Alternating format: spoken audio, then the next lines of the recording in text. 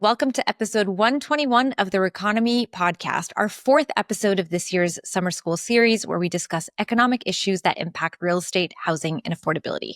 I am Odeta Kushi, Deputy Chief Economist at First American, and here with me is Mark Fleming, Chief Economist at First American. Hey, Mark, we've had a great semester so far. We spent the first two summer school classes covering demand, first headship rates, and then what's driving and delaying homeownership. The third episode was all about tracking housing supply and how we measure the housing shortage or surplus. And this class is all about how we might be able to build our way to affordability. Hi, Odeta. We've covered a lot of ground, no pun intended. Yeah, the pun was absolutely intended. But okay, let's continue. Okay, maybe just a little bit, yes. The difference between the last episode and this one is that the last episode described the what and why, whereas this episode will describe the how. In other words, we covered what the housing market is facing, a chronic housing shortage, and why, because we've been underbuilding, especially in places where people want to live. Today, we'll talk about the how to possibly fix this. Missing middle, modular, and maybe even micro housing. Oh my. Oh my, nicely done on the alliteration. I'm excited to dive into the case of the missing middle. Chung chung. Okay, just a heads up, it's not a Nancy Drew book from the 80s. Luckily, that is not a reference to the 80s that I am so familiar with. But I see what you did there. And look, I can't promise that there won't be a stray Huey Lewis reference because, Odeta, it's hip to be square. Maybe that's our first Huey Lewis reference in REconomy. I don't know what it means to be hip to be square. I have no idea what you're talking about. But back to business. Interwoven throughout this discussion will be a conversation about the regulatory constraints on home building. Of course, we can't forget that. I think we should tackle this topic of the missing middle first and foremost. Great idea. Let's start with a definition to level set. Missing middle refers to duplexes, fourplexes, townhouses, and other housing types that fall between single family homes and mid to high rise apartment buildings. So quite literally, this housing sits in the middle of the density spectrum, not a detached single family home, but also not a high rise apartment. These housing types can be a valuable option for infill development, enabling communities to expand their housing supply without requiring additional infrastructure or further sprawl. That sounds pretty good, but pretty difficult to accomplish. Consider the fact that local governments restrict the building of anything except single-family detached housing on 75%. I was really surprised by that statistic of land in most U.S. cities, according to reporting from the New York Times. Well, it makes sense that denser housing might be a direct way to lower costs because you can split a plot of land across multiple homes rather than a single home. Exactly, but there's the zoning restrictions that we just cited, and it's also important to mention that even when denser housing is allowable, there might be other restrictions such as height restrictions to building denser. These are often implemented to preserve the character of a neighborhood or to prevent buildings from overshadowing existing structures.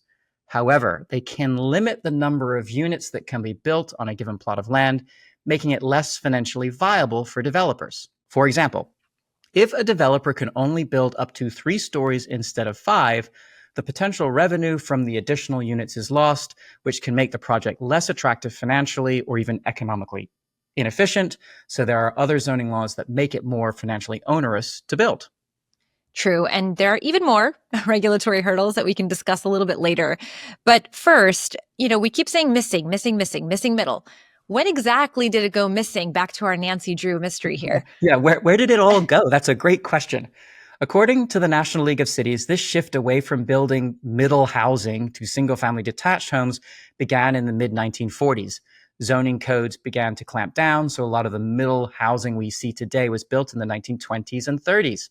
According to analysis from AEI, the share of attached single-family homes and 2, 3, and 4 family homes out of the total housing stock has shrunk over time, down from nearly 27% in 1940 to 18% in 2019. That's right. 2-unit dwellings have been impacted the most. In 1940, they comprised 11% of the stock of 1 to 4 housing units, but by 2019, their share had dropped by more than half to only 4.7%. Oh, that's a pretty big shift. Now, aside from the regulatory challenges, which have obviously made it tougher to build this type of housing, there are also financial challenges. But also, those two things are tied. Regulatory barriers increase the cost of building a home. Developers often build big, like big apartment complexes where economies of scale help spread out the fixed regulatory costs, or they will build a pricey single family home for the same reason, reduce the regulatory costs proportional to the price of the new home. The numbers often don't work out for the middle. The regulatory costs might make it economically unprofitable, and of course sometimes it's just simply unpopular. Ah, yes, the NIMBYs, otherwise known as not in my backyard. Yeah, I mean, a single family homeowner may not be too excited to hear about a zoning change in their neighborhood, which allows for a duplex or triplex. It ruins the aesthetic, as the youth say. So true. The team at the AEI Housing Center has a proposal to address the concerns of existing homeowners and the needs of the country. Yeah, and I really like the name of it. It's called light touch density. For those who don't know, the AEI's light touch density is a proposal aimed at addressing the concerns of existing homeowners while meeting the housing needs of the country. This concept involves modest increases in housing densities, such as allowing duplexes, triplexes, or accessory dwelling units, otherwise known as ADUs, in areas traditionally zoned for single-family homes. The idea is to create more housing options without drastically changing the character of the neighborhood. Right. So, in their documentation, they say that you can have townhomes or you can build townhomes that look like single family homes to try and preserve the character of the neighborhood. Exactly. So it's possible for missing middle housing to increase supply in a way that integrates into an existing neighborhood while offering more options for those who can't afford the fully detached single family home. That's right. And you can read a lot more about this proposal on the AEI site, and we'll provide links in the show notes.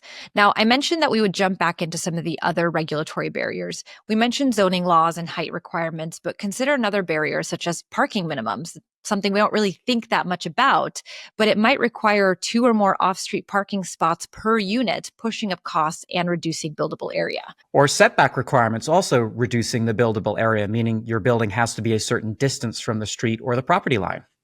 Then, of course, there are lengthy permitting processes and NIMBY driven lawsuits, all of which make it way easier and a little bit more predictable for a builder or developer, rather, to build a giant apartment building where zoning allows, or just a single McMansion than try for a duplex or triplex in a single family zone. But the good news is that there's some momentum building to change some of these barriers. I don't think anyone has figured out the silver bullet solution, but at least denser building is being discussed. States like Oregon and California have passed laws that effectively legalize duplexes and triplexes in areas previously zoned for single-family homes. Minneapolis famously did away with single-family zoning entirely, though it's faced a lot of challenges along the way, and I think there are still barriers to making sure that this change actually results in more new supply, which will ultimately improve affordability. Right, because even when zoning changes, developers still face construction costs, financing hurdles, and of course, that lingering local opposition, those NIMBYs we talked about. Not to mention that a lot of the infrastructure might be set up for low density living. Think narrow streets, maybe a septic system or limited transit in the area. That's right. So these zoning changes are necessary, but not necessarily sufficient. Changing zoning is like opening the gate, but you still need people to be willing to walk through it. Ooh, I like that metaphor. That's a nice one. Well, in addition to building missing middle housing, what else is on the table to try and build our way to affordability? Of course, there are a lot of potential ideas out there. We mentioned accessory dwelling units when we discussed AEI's light touch density program or policy proposals. These are backyard cottages or garage apartments. Many states are making it easier to build these. According to a report from Housing Wire in 2024, Colorado, Arizona, Massachusetts, Hawaii, and California have all passed ADU legislation. Though the article notes that the local governments will now need to get on board to actually expand these efforts. It's one thing to have the laws change. It's another thing to actually do it. Yeah, that's always a tricky part about this type of regulation is it's not at the national level, not at the state level. It's often at the hyper-local level. Everything's local. Yep. Everything's local. I love the idea of ADUs for multi-generational living, especially as maybe many baby boomers age out of their own homes and perhaps have to move back into their children's homes. This is a pretty good solution. I also like it as a potential income source. You might be able to rent out that ADU and help pay off your mortgage. Those are great uses for ADUs. The other potential solution to boosting supply is a form of housing that we've dedicated a whole REconomy episode to. That is manufactured homes. Check out REconomy episode 88 for more details on that. That was a fun episode. I think we talked about Sears Roebuck homes. That was Sears like the Roebuck original homes. Exactly. manufactured housing. Manufactured housing costs less to produce than site-built housing, but of course there are some financing barriers that limit credit availability there. We definitely cover that in the episode. Hint, it's the part of the episode where chattel loans come up. I just love being able to insert and use the word chattel in a podcast episode. It's a lesser known form of financing. The 30-year fixed conventional gets all the attention. So true. Now, moving on to other options like tiny homes or micro units. You may have read some headlines about these. They're still pretty niche, but they're certainly more affordable. And finally, this is less about the type of home and more about where we can build. There's talk of using federally owned land for housing, especially in high-cost metros where developable land is scarce. And again, the team at AI has written a lot about this. In a Wall Street Journal opinion piece, Ed Pinto and Arthur Gales write that if the government were to sell just 0.05% of its land and designate it for the building of starter homes, we could build about 1 million more homes over the next decade at a lower price point than current new construction. And I think that proposal, or some form of it, actually made its way into the big, beautiful bill, although ultimately I don't think it made the cut. Okay, so I have to ask the final question, or maybe this is the exam question to the audience. Can we build our way out of affordability? Okay, it's a bit of a trick question to the audience because the short answer is yes, but the long answer is it depends. Odeta, can the answer ever be a clear yes or no?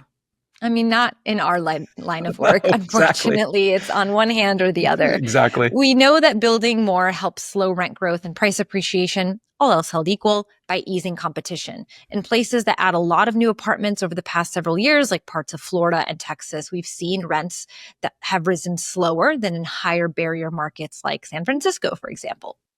But it's not always enough to bring down prices dramatically, especially in places with very high demand due to strong amenities like coastal metros. Even after you build, prices might still be out of reach for many working families. That's why some argue that you also need targeted interventions like housing vouchers, subsidies, or even public housing. So maybe it's a both and approach. Reduce those regulatory barriers so that more types of housing can get built, encourage missing middle, ADUs, manufactured, but also support lower income households directly. All right, so that's the case of the missing middle. But did we solve the case? Nope. See, there's your no. There's your definitive no. Okay, there's the definitive no. You got it. There you go. But we have a sense for why it disappeared. Zoning laws, regulatory barriers, and local opposition. We also know why it matters because it limits housing choices and can drive up prices. And we have some clues on how to bring it back. It means rethinking zoning, financing, even parking and infrastructure. Yep, that was a pretty good summary. So now to some Huey Lewis listening and the news greatest hits. Oh boy, sometimes I wonder how I got stuck with you. Oh, so you do know what I'm talking about. I just play dumb sometimes, I know some 80s songs. I've been around you long enough. All right, well, that's it for the summer school session. Thank you for joining us on this REconomy Summer School episode. If you have an economics question you'd like us to feature in the future, you can email us at economics@firstam.com. And as always, if you can't wait for the next episode, you can follow us on X. It's at Odeta Kushi for me and at mflemingecon for Mark. Until next time.